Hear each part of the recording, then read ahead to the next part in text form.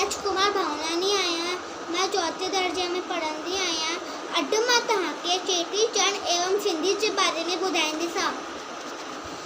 असां सिंधियुनि जो इष्ट देव भॻवान झूलेलाल साईं आहे, जंहिंजो जनमु असां चेटीचंड ते मल्हाईंदा आहिनि। एवं चेटीचंड असांजे सिंधियुनि जो नयो साल बि मल्हाईंदा आहिनि। इन त्योहार में घणियूं ॻाल्हियूं आहे, पर प्रमुख ॻाल्हि हीअ आहे त पहिरियां सिंधी समुदाय जल मार्ग खां वापारु कंदा हुआ। वे वक़्तु हुननि खे विपदाउनि जी सामनो करणो पवंदो हो। हुननि खे विपदाउनि जी रक्षा करण लाइ घर जी नुंहर एवं माताएं असांजे झूलण जी पूजा कंदी हुयूं कि हुननि जा माण्हू सुखुशियूं सां घर अचण लॻा। तॾहिं खां चेटीचंड जो ॾींहुं वॾे प्यार सां मल्हाईंदा आहिनि। असांजे झूलण जे अनेक नाम आहे। पहिरियों उॾेरोलाल, ॿियो अमरलाल, तीसरो पल्ले वालो और चौथो पाणी वालो।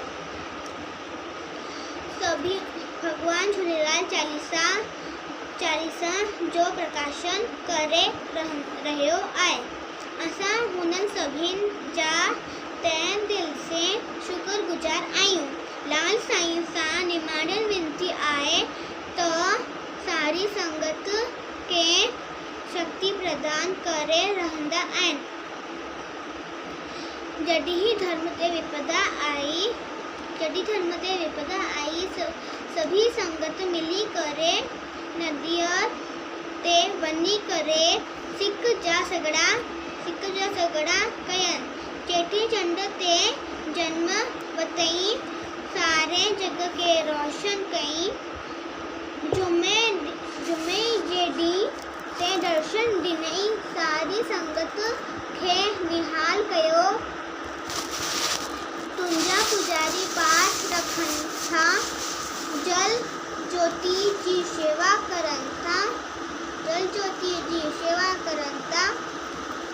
पल्लो पाइनि था, पंजड़ा ॻाइनि था,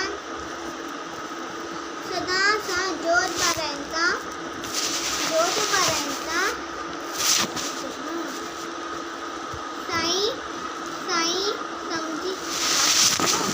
साईं समझी गाय रखी तो ॾींहुं सभिनि सिंधी मिली करे बहिराणो साहिब शहर भर में शोभा यात्रा कढण लॻा। हिन यात्रा में प्रसाद मिठो रखंदा आहिनि, ताइरी शरबत। तंहिंखां पोइ बहिराणो साहिब जो विसर्जन करे रहंदा आहिनि। हिन प्रकार असां सिंधियुनि